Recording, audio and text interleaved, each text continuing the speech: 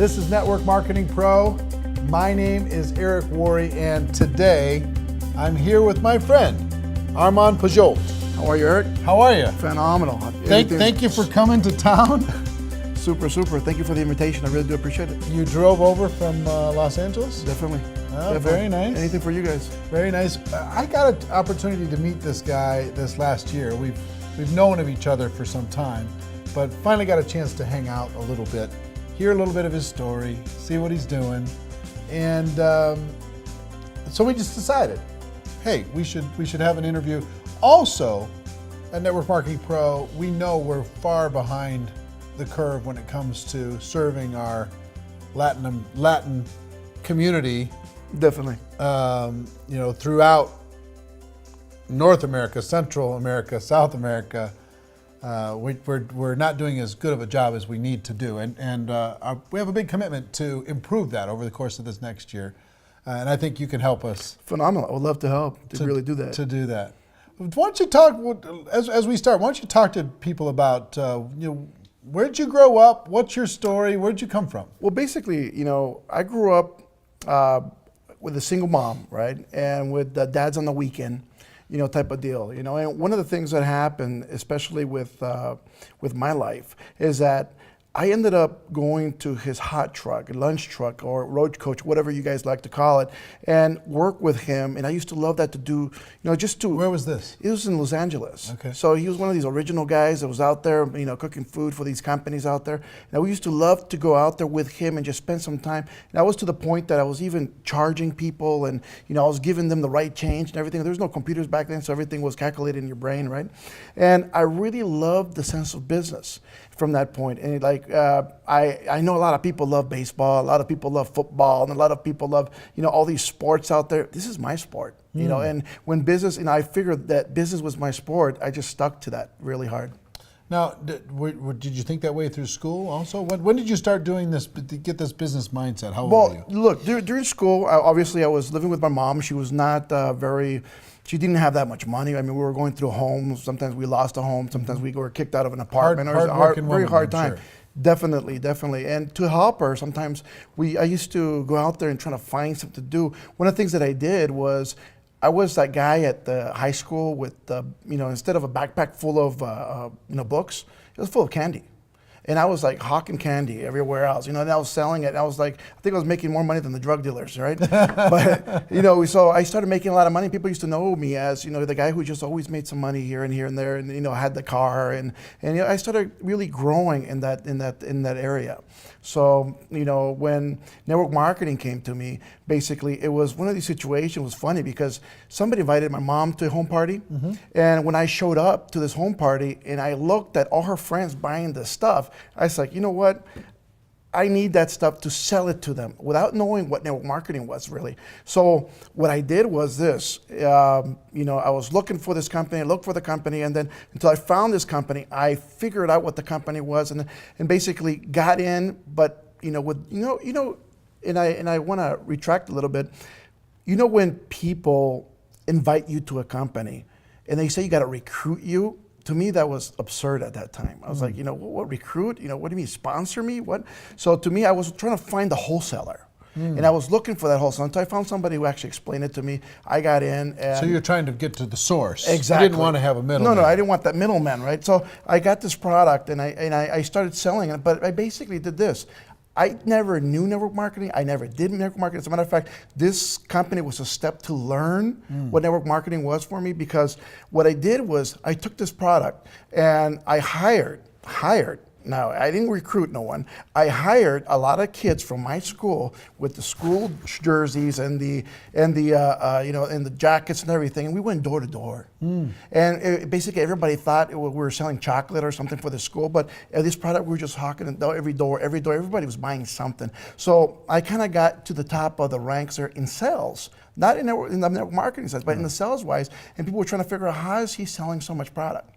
As a matter of fact, a lot of people at my age, because I was 16, people thought that maybe it was my mom selling the product, and they were usually using my social or something, to do the business. So when that happened, and I went to this regional event where they talked about, they would put me on stage and everything, it kind of had this one cold feeling where you know you didn't belong in that room, you know, because everybody's looking at you like you're doing it wrong, but how you being successful, you know. And I kind of got off the stage and just headed right out of the room. And I mean, I just went as far as I could, you know, and just sat down. So you're just going on pure passion and hustle. Definitely, that's all I knew. You just said like, hey, this is a product, I can sell it. I'll come up with my own little plan to sell it.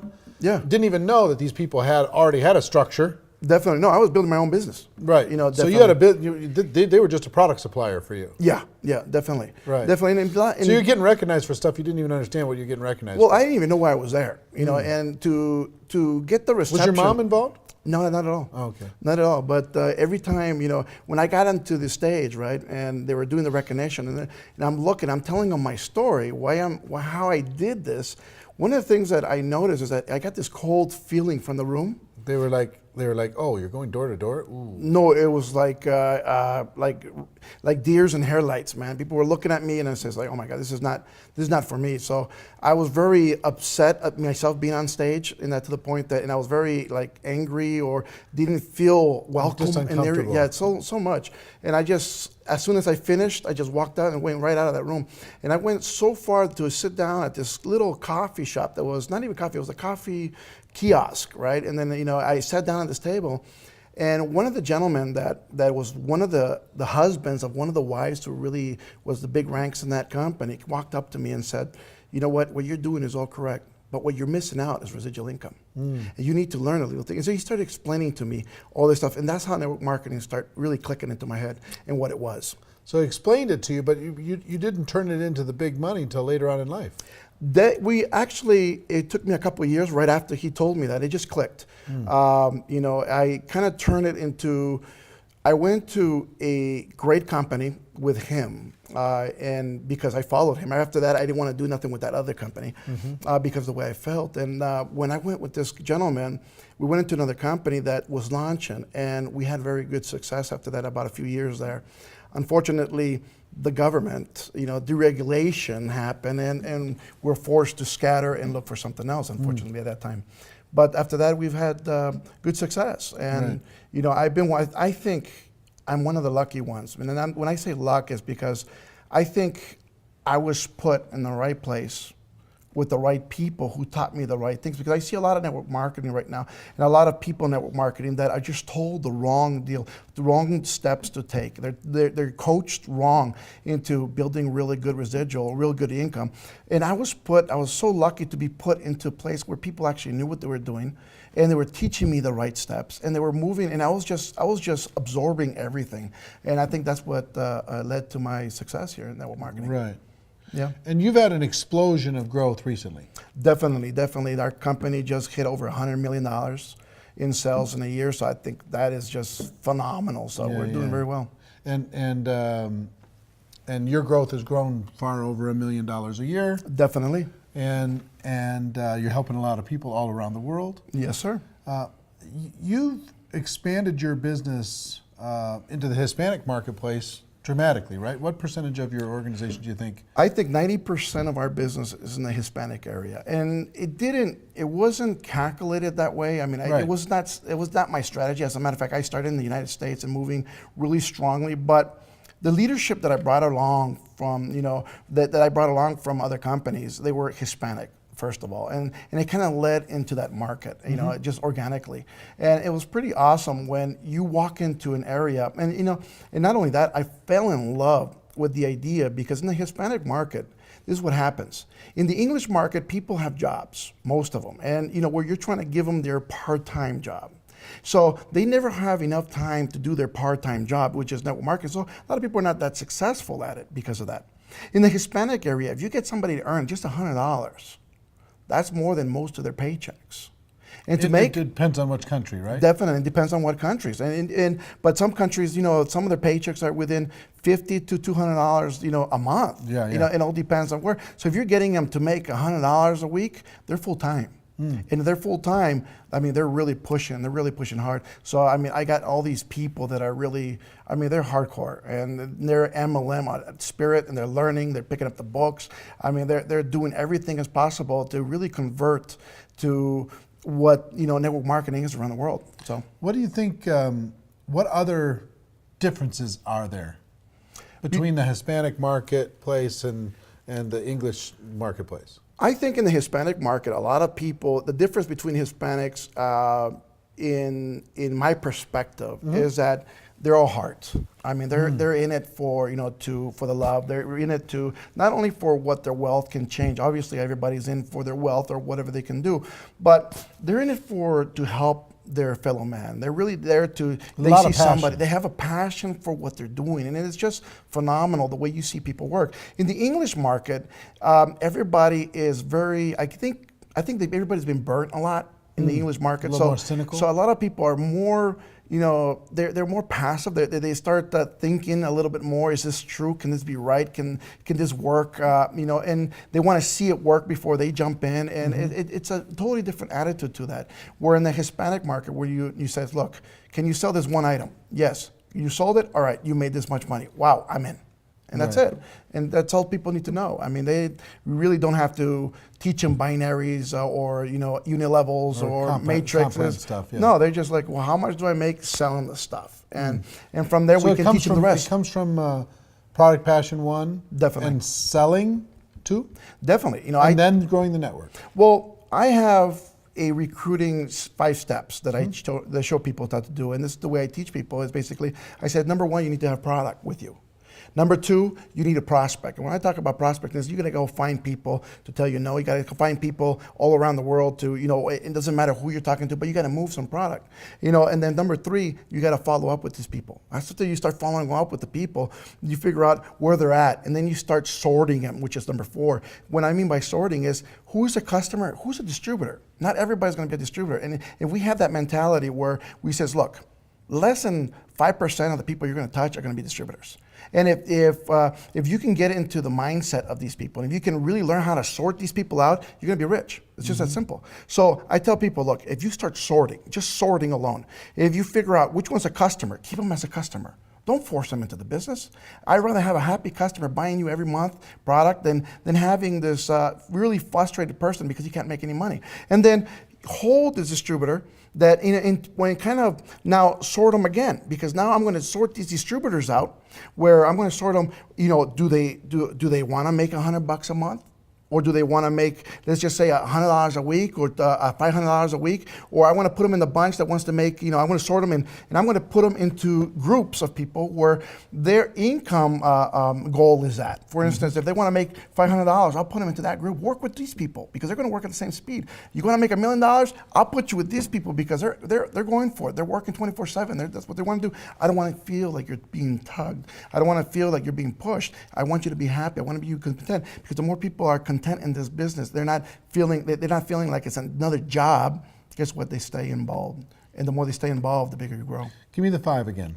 The 5 is basically product. You need to have product, no matter what product you sell. Number 2, you got to be prospecting. Number 3, you got to follow up with people. Number 4, you got to follow. You got to sort through people. And number 5, you got to duplicate. And what I mean by duplicate out is that you got to get to the events. You got to make sure these people are showing up. They're learning everything else. They're learning the comp plan. They're learning, the system. They're learning to make sure they get to the conventions. They get to the anywhere where anybody's huddling at. They got to be there. And the more people you teach to put people together, guess what? The more you fly. Yeah. Yeah. So, talk to me about, how many people do you have in your group now, approximately? Right now, we're over 500,000.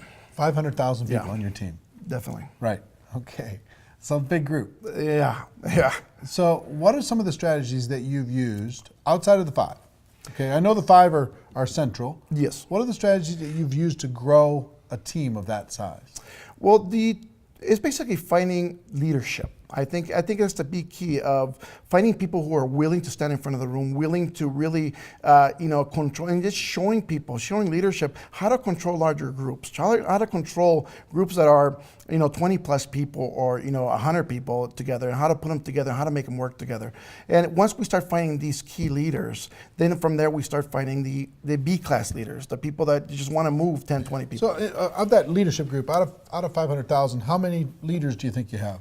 I think we have top level. The top level leadership. I think we have over 200 right now. So let's say 200 people can influence 500,000. Definitely so. Okay, so you don't have to influence all 500,000. You just No. have to be connected with those 200. Well, they So you're going to be sorting through all those people to see who identifies himself, who wants to step forward and be a strong leader. Definitely. Then work with those people, develop their skills, and then you say you start looking for the second level leader to see if you can, who's in the farm team that you can bring up. Definitely. It's almost, we kind of move it like a ball club.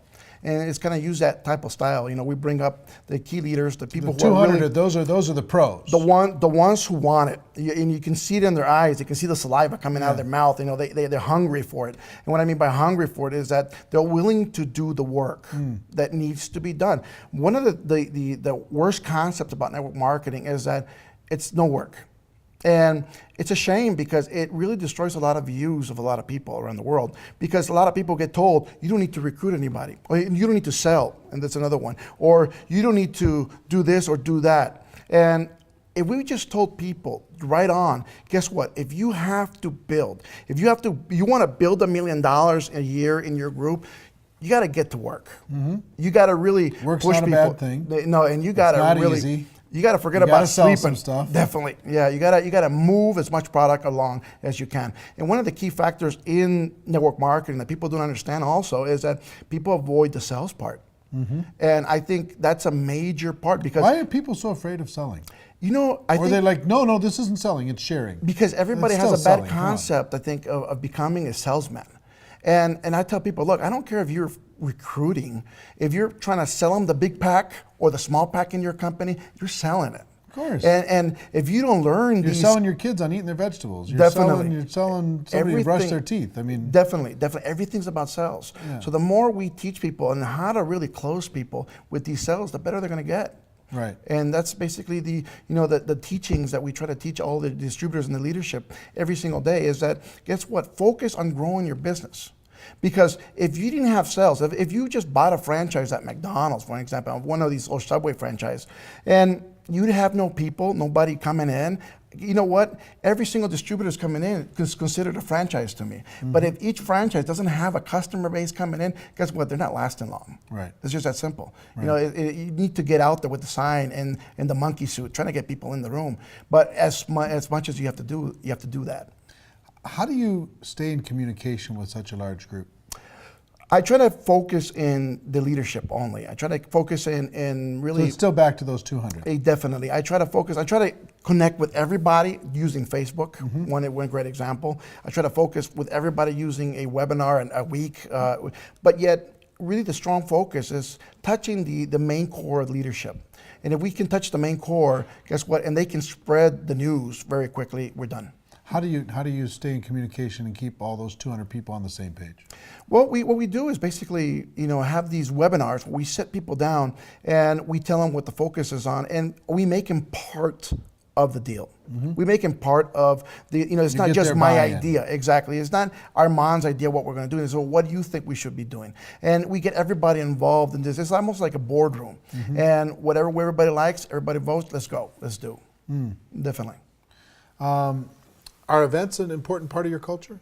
Definitely. Events are, Live I think, events? What's bigger, the big company convention, the local regional event, or the home event? I think the regional events are, the priority to get people to. I think these are, Your local cities, they happen once a month or something? Well, or not once every 3 months? once a month or once every 3 months, but especially in the Latin community, they need to see the growth. And the more people you can fit in a room for a Super Saturday, for example. So social proof is important. Oh, definitely. If the more people see it, and if you can't fit people in the room, if I'm going to have, for instance, an event and I know I'm going to get 1,000 people in, I'll get a room for 800. I want people waiting outside and not being able to come in. If I know I can get 2,000 people in the room, I'll definitely have a room for 1,500 because I want people to be sitting outside saying I couldn't fit. And to me, that news of that says my God, we couldn't fit people in the room. They were standing. It was hot. I mean, it was the AC couldn't keep up with as many people that are here. Everybody was jumping up and down. Guess what? That's what it's about. It spreads the word. Oh yeah, it spreads it very quickly. So you think that's probably the biggest, and then after that, company convention. The convention. recognition is a very key point. You know, when people walking by with their rings or their checks, or even though just their pins, you know, when people are showing up and they just hit the first rank, guess what? That is the most motivating thing. You know, people have to understand that most people, in my philosophy, most people have never been recognized for anything. Yeah, that's true. And when they get just a minor thing, I mean, I was growing up. Just for my example, you know, I was the big brother. I was the one babysitting my younger brother. I was dad, you know, and he was only 2 years younger than me. So everything he did was marvelous. Everything I did was wrong, right, at that point, you know. But, you know, I would have loved somebody to tell me, hey, great job, you know, what, you took care of him. Good, thank you, you made dinner, you know. I know she was tired. I know that she didn't mean not to do it, but a lot of people live through this. So even just getting a simple pin at the first rank, guess what? That's going to motivate your team faster than you can ever reach. Yeah. And guess what? The more we do that to people and recognize their work. As a matter of fact, every time people walk in, I do recommend everybody in network marketing, if you're a leader, when you walk in a room, say, good job. You know what? Thank you for what you're doing. I do appreciate what you're doing. And the more you tell that to people, they feel like, oh my God, you noticed. Thank you. You know what? And they start working harder. One thing that kind of, it's a hidden thing that the top earners always do. Yeah. Every time they come into contact with somebody, they find a way to compliment them. Definitely. Definitely. Their top earners are complimenting machines.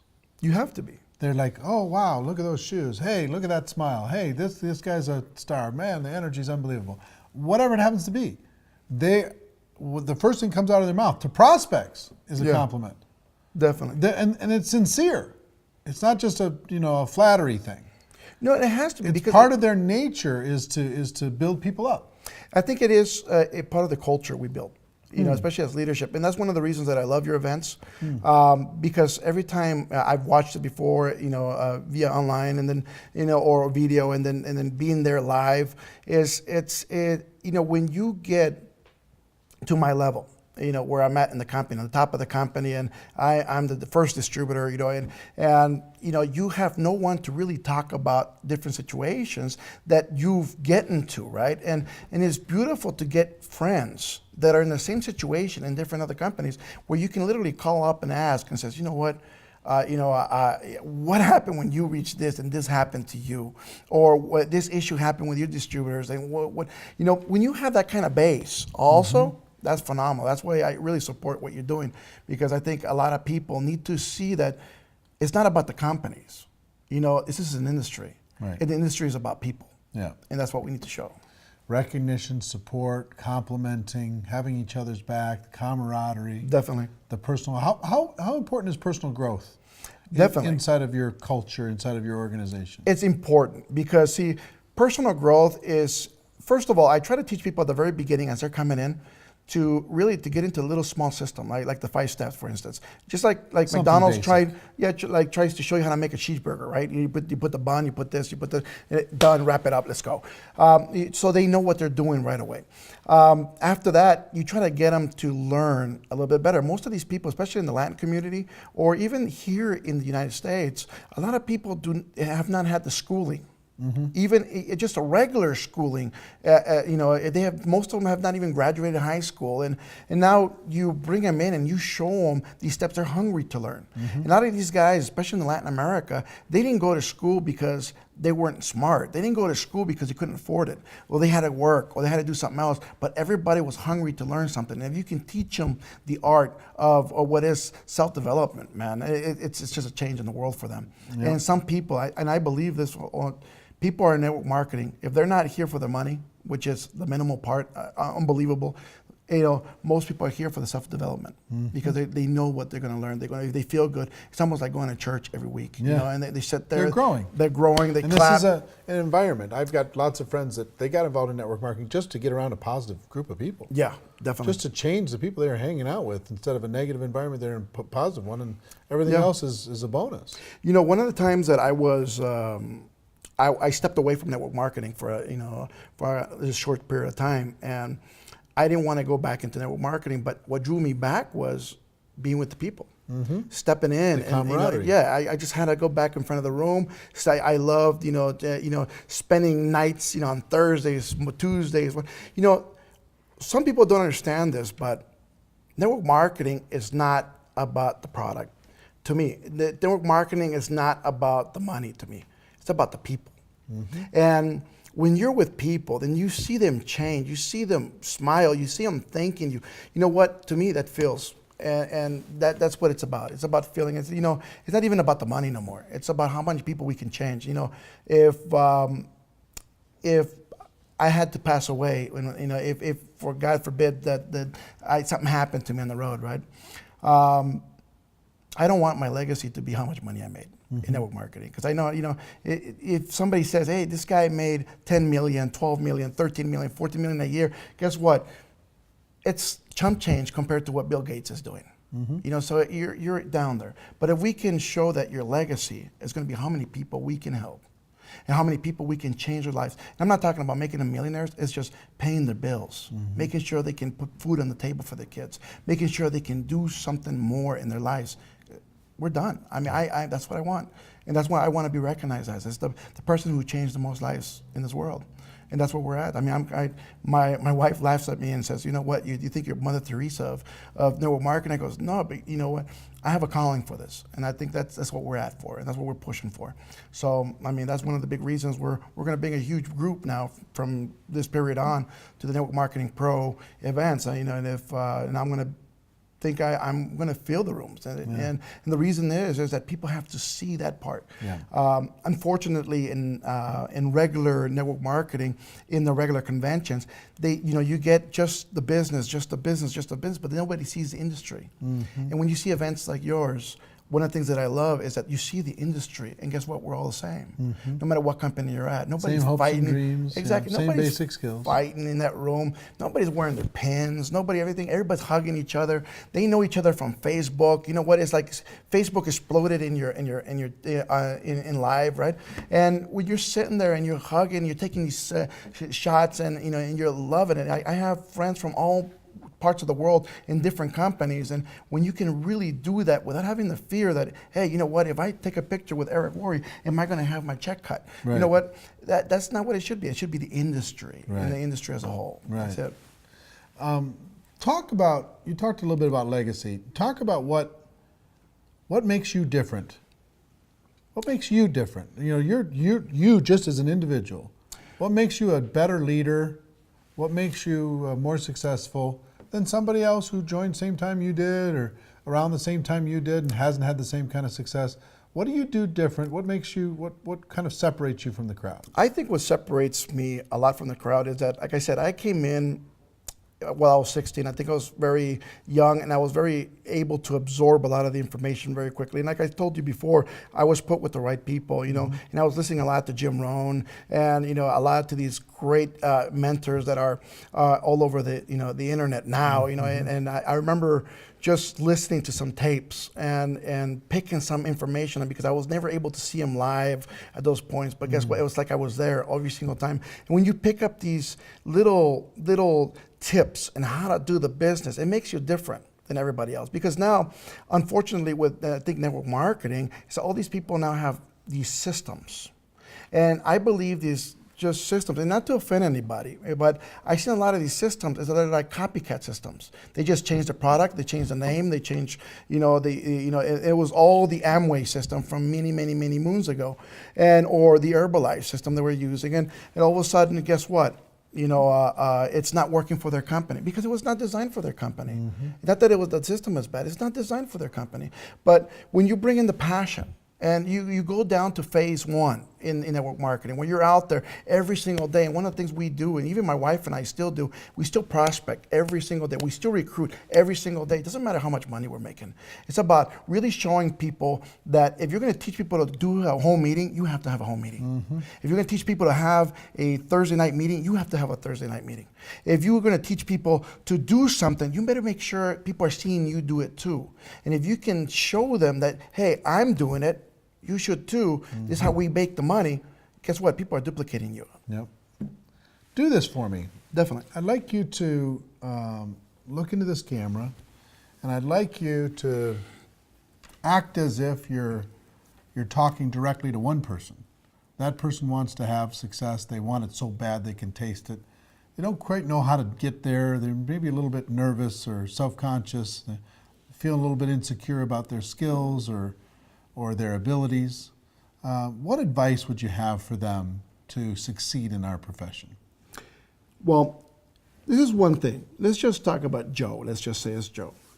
Joe, I know you're having a lot of issues and a lot of problems, especially with network marketing. You're looking at it, you're not having any success. But first of all, you have to think and you have to look in the mirror and see where you really want to get to. I want to tell you one thing, that if you look at yourself, what do you see? Do you see yourself as $1 million earner? Do you see yourself as a $1,000 earner? Where do you see yourself at? After you look at that and you look at yourself and you get to believe it, now repeat it. And when you repeat it and you start repeating it all the time and all the time, I'm going to be this, I'm going to be this. And you get yourself to believe it, because the mind does one thing, Joe. One of the things that it does is that, it convinces you. That's why these con artists out there, they believe so well in different things that they are, right? That they can fool other people with. You have to fool yourself into the point that you are a professional, because you become that professional. Now you become the professional so fast that, you're going to start seeing, you're going to start shaking hands in that manner, and you're going to start building. Now, one of the things I need you to do, Joe, is start going out there and looking for people. The key to this business is looking for people for your business. So I don't want you to go out there right away and look at your list. Leave your list a little on the side for it. I want you to go out there and look at and talk to people. Practice. Nobody here becomes a chef in the first day. You try the first time you cook, it becomes this plate that you may not even eat yourself. And then from there, you start cooking a little bit better. Your recipe gets better. You start getting a lot better at what you do, and everybody wants it. So we're going to start practicing what you're doing. You're going to start practicing your art of becoming a person that attracts people. And the more we talk to people, the better it's going to get. Now, let me just tell you this. In network marketing, the more people you touch, the bigger you'll get. It doesn't matter if they tell you no or they tell you yes. The more people you get, the more people you touch, the more people you speak to, the ratio is that you're going to get at least 10% of those. If you're getting 10% of everybody you talk, how many people do you need to speak to every day to get the income that you want to reach? The more and more people that you touch, the better you will get. Look, this is one thing that I did. When I was starting this company, my goal was 100 products a day. I would not go home without moving 100 products a day. And I would go door to door, I would go to flea markets, I would go anywhere I needed to go where there was a lot of people, and I would move 100 products a day. If not, I would not go home. That was the deal. And we started doing that so well that we started growing our income very fast. We start growing our distributor base very quickly. We start growing our people very quickly. And the more you do that, the better you'll get. Now do me one more favor. Sure. And for the English-speaking people listening, you're going to have to forgive us for a moment. Do that same thing, but in Spanish. Definitely. Para todos que están allá afuera, amigos míos, aquí estamos para ayudarlos a crecer. Una de las cosas que quiero que cada uno de ustedes entiendan, que si ustedes quieren crecer en network marketing, tienen que ir a prospectar, salir afuera a buscar gente.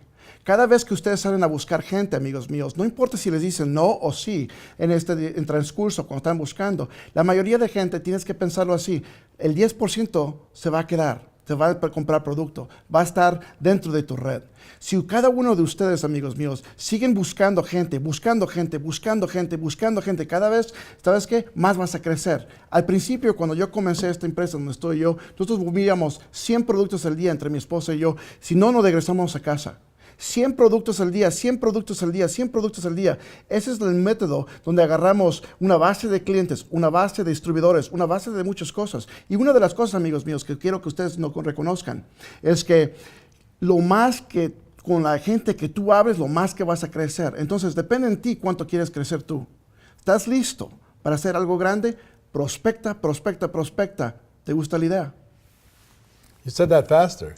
I'm very good at Spanish now. Ladies and gentlemen, thank you, Armand. No, thank you for the invitation. I appreciate it very much, and I hope you got value from this. Ladies and gentlemen, If you did get value, pass this forward to somebody that you think would benefit from listening to it. Share it with a friend, like, comment, push it around the world. Together we're doing important work. Ladies and gentlemen, our wish for all of you is that you do decide to become a network marketing professional, that you decide to go pro, because it is a stone cold fact that we do have a better way. Now let's go tell the world. Everyone have an amazing day, and we'll see you next time. Take care, bye-bye.